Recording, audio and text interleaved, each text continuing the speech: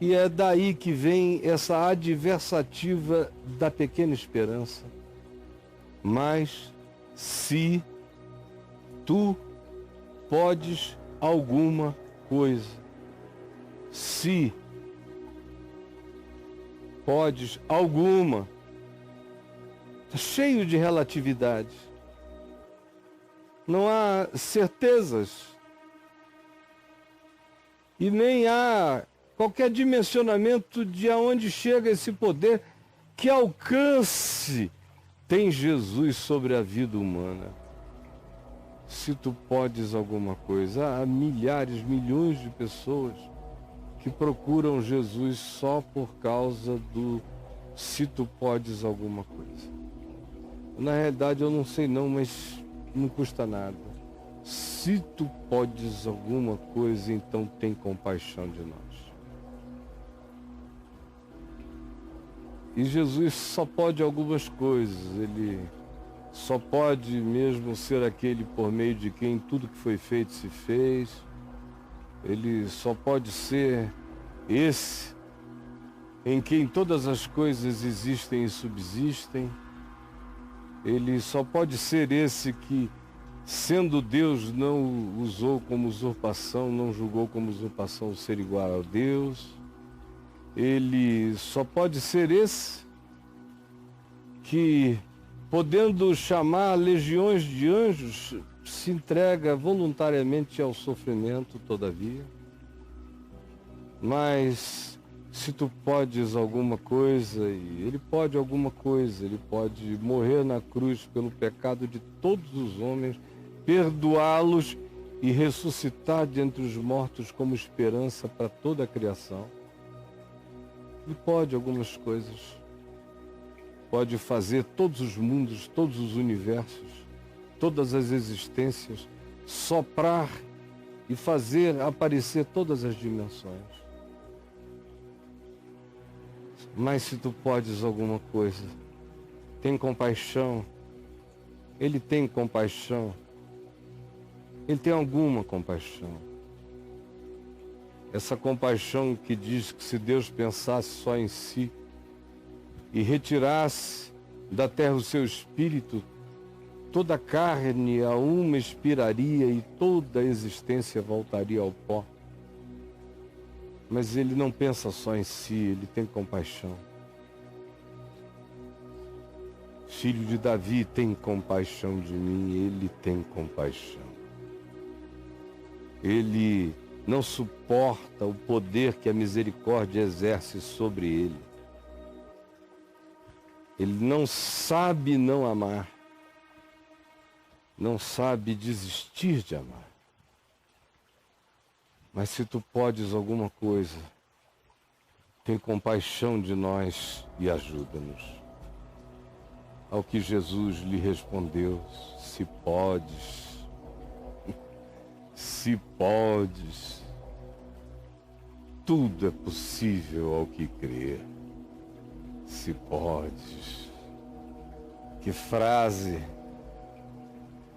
extraordinariamente contraditória e lindamente ambivalente e sinceramente verdadeira. Se tu podes alguma coisa, tem compaixão de nós. E Jesus não fica ofendido com a falta de fé de ninguém.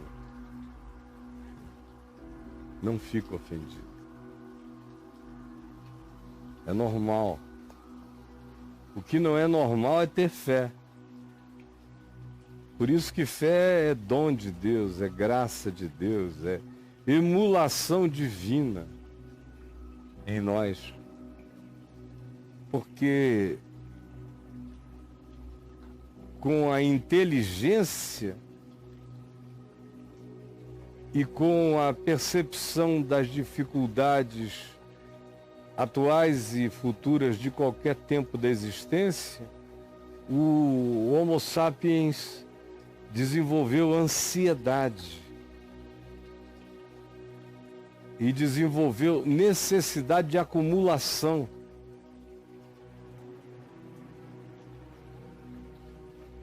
Tudo tinha a ver com sobrevivência. O Homo sapiens é um ser de sobrevivência. E toda a intuição dele trabalha nessa direção. Ele não aprendeu a confiança. O Homo sapiens sapiens, também chamado de Homo psíquicos por Paulo, precisa aprender a se tornar Homo pneumáticos, que é esse homem do espírito, da confiança e da fé, e que não só sabe do mundo real e da natureza e das suas dificuldades, mas também sabe que o Pai Celeste sabe. E confia. Faz a sua parte sem desespero, com confiança. Jesus, portanto, sabe que o normal é não crer. Sabe que o anormal é crer. E não fica zangado com quem não consegue crer. A religião é que fica com raiva, que não conseguiu provar Deus, demonstrar Deus. Aí chama o cara de ateu e o condena ao inferno. Porque ele não consegue crer, não conseguiu crer. Tem uns até que gostariam, mas não chegaram lá. Ou tiveram traumas bastante para não se aventurar. E tem aqueles que não sabem nem o que crer significa. Só sabem o que crer não significa, porque só viram coisas ruins. Em nome do crer. Só viram o não pensar, o não sentir, o não solidarizar-se, o não se importar, e então descreram de tudo quanto diga respeito a crer. Porque não viram esse crer se transformar em fruto da fé. Então se tornaram ateus da mentira. Eles não creem, não é em Deus, eles não creem é na mentira em nome de Deus e desse Deus cultuado com mentira. Mas Jesus não fica zangado porque você não crê. Ele é solidário com a sua dor. Mas se tu podes alguma coisa, tem compaixão de nós e ajuda-nos. E ele não disse, então vá, pense durante uma semana sobre o que você acabou de dizer, depois volte quando você tiver fé. Não, eu consigo ver um olhar iluminado e um sorriso generoso, compassivo, misericordioso na face de Jesus, ouvindo o homem dizer isso no inferno. Mas se tu podes alguma coisa, tem compaixão de nós e ajuda-nos. E Jesus, com aqueles olhos limpos, cristalinos, luz pura, de amor, olhando para ele, vendo a limitação dele, sorriu o sorriso da bondade que abraça e disse, podes. Oh, filho, tudo é possível ao que crê. Tudo é possível ao que crê. Então o homem entende que ele, o homem, deveria crer e que não só tudo era possível ao que crê, mas também era possível crer.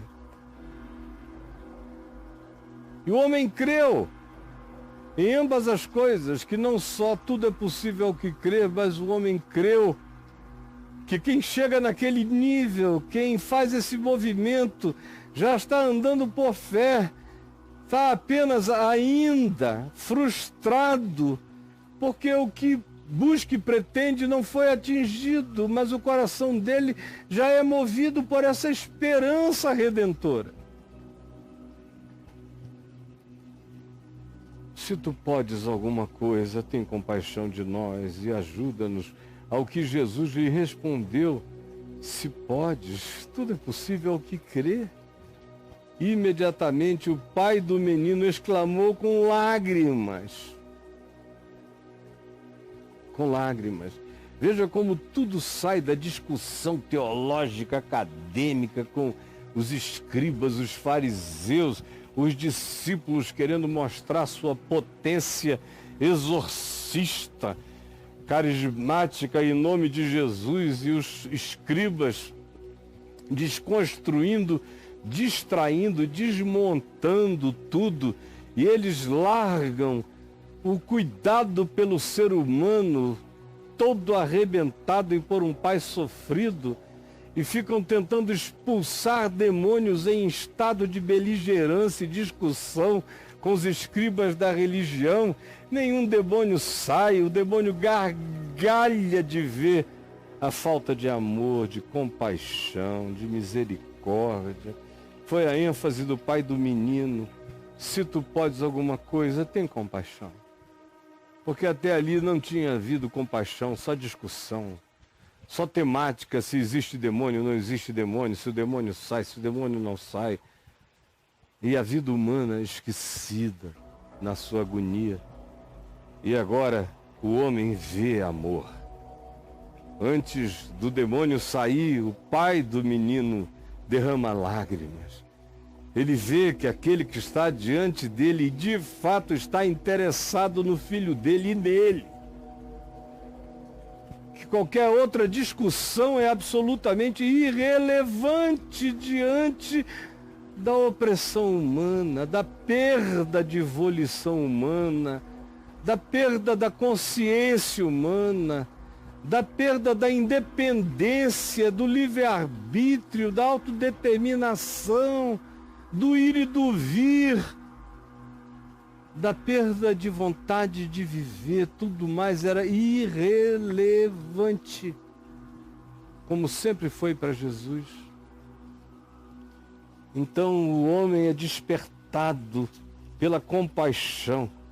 Quando Jesus pergunta desde quando, o homem começa a ver que ele está diante de um ser de compaixão.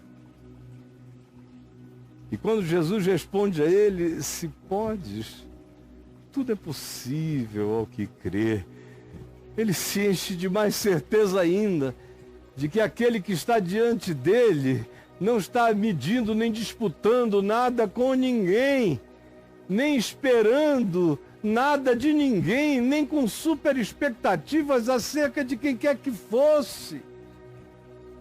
Ele apenas diz, com todo carinho maduro, se podes, tudo é possível ao que crê. E o pai do menino imediatamente exclamou com lágrimas, eu creio, eu creio, eu creio, eu quero crer, eu creio. E no que falta em mim, ajuda-me na minha falta de fé. No que falta em mim, eu creio, eu estou crendo em ti. Mas ajuda em todos os gaps e lacunas, ser o meu complemento, ser o justificador da minha pouca fé, ser o complementador da minha ausência de fé, ser o meu justificador em graça da fé que em mim ainda não se desenvolveu, mas tem misericórdia de mim e ajuda-nos. Ajuda-nos, é a ênfase do homem o tempo todo, ajuda-nos. Tira-nos daqui e ajuda-nos. Vendo Jesus que a multidão começava a achar tudo aquilo um grande show de amor estranho, na presença de um demônio ignorado, essa conversa humana toda, a prevalência da temática humana sobre a temática demoníaca é absoluta aqui nesse texto.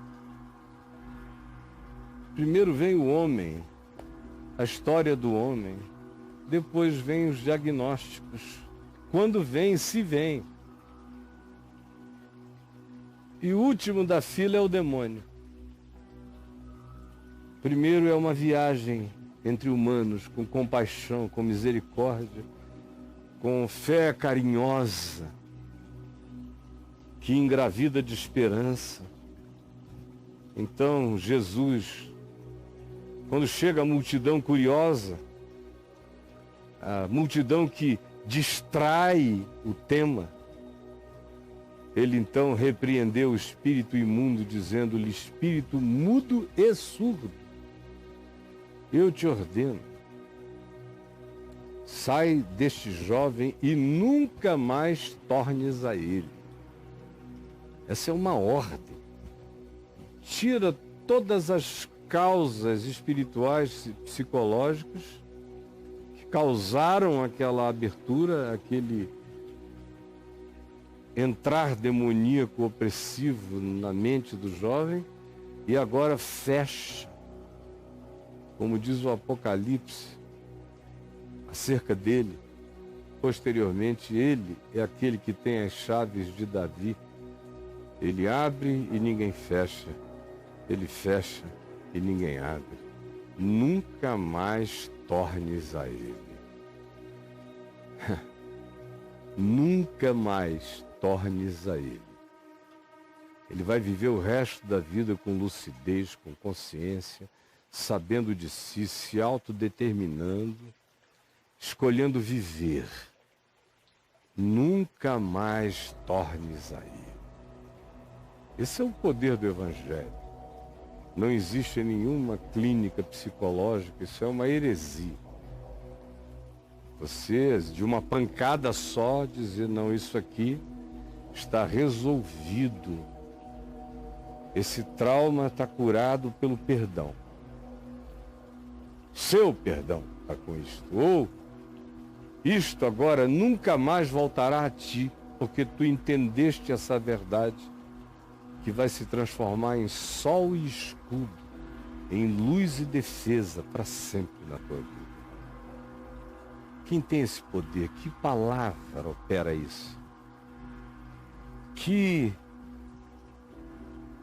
doutrina, como diziam os da sinagoga ao ouvirem Jesus pregar, que doutrina maravilhosa é esta? Que abre e ninguém fecha, que fecha e ninguém abre, que tem o poder de dizer: espírito surdo e mudo, sai deste menino e nunca mais tornes a ele. Esse é o poder que está para além de tudo e sobre o qual Jesus exclamou: se podes? Tudo é possível ao que crê. E clamando, agitando muito, saiu o espírito, deixando o menino como se estivesse morto, ao ponto de muitos dizerem: morreu! Mas Jesus, tomando-o pela mão, o ergueu e ele se levantou. E Jesus o despediu: leve ele em paz para casa. E Jesus mesmo entrou em sua casa e os seus discípulos lhe perguntaram, ali na Galileia: por que nós não podemos expulsar esse demônio? E Jesus lhes respondeu: esta casta não pode sair senão por meio de oração. Tudo que não havia entre vocês era oração. O espírito da oração tinha acabado, só havia o espírito da discussão, do debate. Como é que vocês vão expulsar diabo com diabo? Diabolos, o divisor, estando vós em estado diabolos, de divisão, de raiva, de ódio. Satanás não expulsa Satanás. Essa casta só sai pelo foco da oração do amor, da compaixão, da empatia. Qualquer casta, e castas arraigadas estremecem na presença do amor. Como eu já vi demônios me dizerem, sim, dizerem, talvez o mais inesquecível de todos os fatos para mim tenha sido em janeiro de 1979, quando eu estava só em casa em Manaus, família toda viajando, e chegou um pastor presbiteriano numa moto, parou e falou: meu irmão, você pode vir até a vizinhança da minha casa, porque tem uma vizinha minha que aparentemente está horrivelmente endemoniada. Eu abro um parêntese para dizer que esse pastor não cria em demônios, nem manifestação demoníaca, fazia pouco de mim durante alguns anos já. Desde 73 que ele fazia pouco de mim porque eu expulsava demônios, e ele dizia que aquilo tudo se curava com Ampliquitil, que era o remédio psiquiátrico da época. Dá Ampliquitil para ele, para ela. Então fecha parênteses. Aí chega ele falando que aparentemente a vizinha dele estava horrivelmente endemoniada. Você pode vir comigo? Aí eu fui. Ele na moto, eu na minha moto também, fui atrás dele, eu do lado. Paramos, aí tinha uma multidão enorme na porta da casa. Eu já era muito conhecido, eu já estava na televisão desde 74, então a cidade inteira me conhecia. Quando eu cheguei foi aquela confusão, aquele alvoroço, aquele monte de gente, de curiosos. O que o senhor está fazendo aqui? E eu perguntei onde estava a pessoa. E o marido dela, que tinha fugido de dentro da casa, porque ela estava com uma faca imensa, dessas de tratar peixe grande, na mão, e a mulher era alta, ela devia ter aí 1,70 m e alguma coisa, enorme, forte, parda, forte, musculosa e alta. E o marido então me disse: ela está lá dentro, eu tranquei a casa por fora. E eu não tenho coragem de entrar, porque senão ela me mata. Eu falei: então, por favor, abre a porta para mim. Não entre aí não, é melhor o senhor expulsar aqui de fora. O cara dizendo: grita aqui de fora, manda sair. Depois você entra. Porque ela está com a faca na mão. Aí eu falei: não, abre a porta para mim. E ele abriu. Eu entrei, fechei a porta por dentro, para ninguém vir atrás de mim. E fui entrando na casa. Tinha um corredor comprido, no bairro do Japim. Quem é de Manaus sabe onde eu estou falando. E naquele tempo não era como hoje, não tinha quase nada ainda no Japim. Só os condomínios populares. Aí, quando eu vejo no final do corredor, aparece a mulher com aquela faca reluzente e dizendo: eu vou te matar, desgraçado, e partiu para cima de mim. Eu parti para cima dela e disse: sai dela em nome de Jesus. Ela caiu, pegou a faca, levantou de novo, veio correndo. E eu parti para dentro: sai em nome de Jesus. E ela caiu e a faca foi jogada fora. Aí ela foi e pegou a faca a terceira vez. E passou por mim no corredor. E eu só olhando, atento. Foi para a cama dela, pegou o travesseiro dela, cobriu o rosto com a faca para o lado de fora e começou a fazer assim, a dizer: não olha para ela com esse amor, seu desgraçado. Por que você não fica com raiva dela? Por que você não a odeia? Mas você olha com esse amor é insuportável. Esse amor me queima. Eu não aguento esse amor. Eu então falei: este amor não é meu, eu não tenho o poder deste amor. Este amor é o amor do Criador dela, amando-a por mim, em mim. Larga essa faca e sai dessa mulher. Ele jogou a faca para o lado, a mulher estremeceu e ficou livre. Eu a levantei, chamei o marido dela e o exortei terrivelmente, porque ele era um homem de ódios, um homem insuportável. Ele já tinha maltratado demais essa mulher. Ela ficou endemoninhada, porque o ódio dela por ele era tão grande que o ódio dela era uma invocação ao diabo para possuí-la, para que ela tivesse a coragem final de matá-lo. Porque ele tinha cortado as 2 orelhas dela na última ação dele contra a mulher dele. Ele cortou as 2 orelhas. Eu depois a recebi na minha casa, já em 1983, em Niterói. Isso foi em 79, 4 anos depois. Eu a recebi na minha casa para ela fazer uma plástica de restauração, de diminuição daquele agravo que ficou nela. Então eu tive uma conversa enorme com ele. E com amor por ela e amor por aquela família. Foi a primeira vez que eu vi demônios confessarem com a boca a insuportabilidade do amor. Quando Jesus diz, essa casta não sai senão por meio de oração, é porque não existe oração como mecânica, só existe oração como relação concentrada em amor. É só a relação promovida, mediada e objetivada em amor que é oração diante de Deus. É só diante dessa oração que é compaixão, que é misericórdia, que é solidariedade, que é empatia, dessa oração que realmente é clamor libertador em favor do outro, é só diante dessa oração que é amor, que essas castas não suportam e se retiram.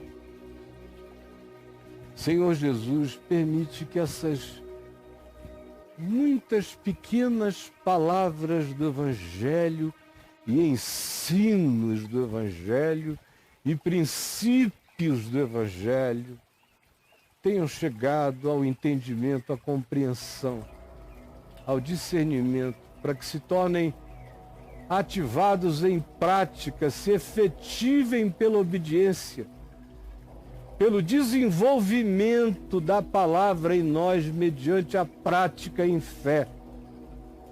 Essa fé que se faz efetiva, que se faz e se prova verdadeira pela prática do amor. É o que eu te peço que tu realizes hoje no coração de milhões. Em nome de Jesus. Amém e amém.